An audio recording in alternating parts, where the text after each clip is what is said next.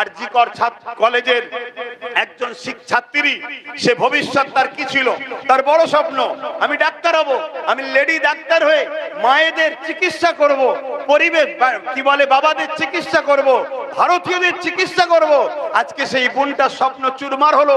শুধু চুরমার নয়, কিছু দরিন্দা তাদেরকে ছিঁড়ে টুকরো টুকরো করেছে, তার ইজ্জত আবরুকে লণ্ঠন করেছে।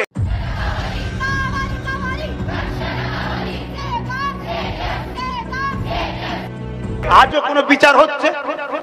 এ বিচার হবার নয়। আমি আনিস খানের বাড়িতে দাঁড়িয়ে বলেছিলাম বিচার পাবে না।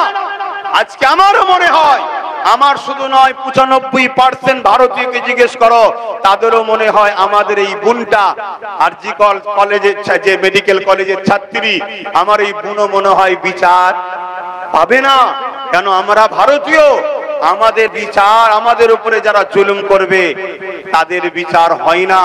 আমার দেশের সেজে দেশের মধ্যে একদল মানুষ ঢুকে গেছে যারা আদৌ ভারতীয় নয়, তাদের মধ্যে ভারতের প্রেম ভালোবাসা কিছুই নাই। ভারতীয় তো সেই ব্যক্তিটা যে প্রতিটা কদম ফেলার আগে, কাজ করার আগে সংবিধানকে প্রাধান্য দেবে।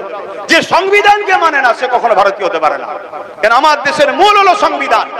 সে যত বড় লাটসাহেব হোক আর যেই হোক, কোন ধর্ম থেকে বিলং করছো ওটা আমার জানার প্রশ্ন নয়। তুমি যদি ভারতীয় হও, তোমার মূল কথা হবে আমার দেশের সংবিধান।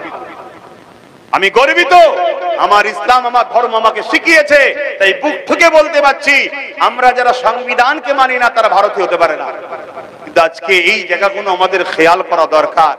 আজকে কিছু কিছু বক্তা বক্তব্য দিচ্ছে, এমন উস্কানিমূলক বক্তব্য দিচ্ছে, আমার ভারতের বা আমার বাংলার শান্তির যে ভৌগোলিক পরিস্থিতি আছে এটাকে অশান্ত করতে চাইছে।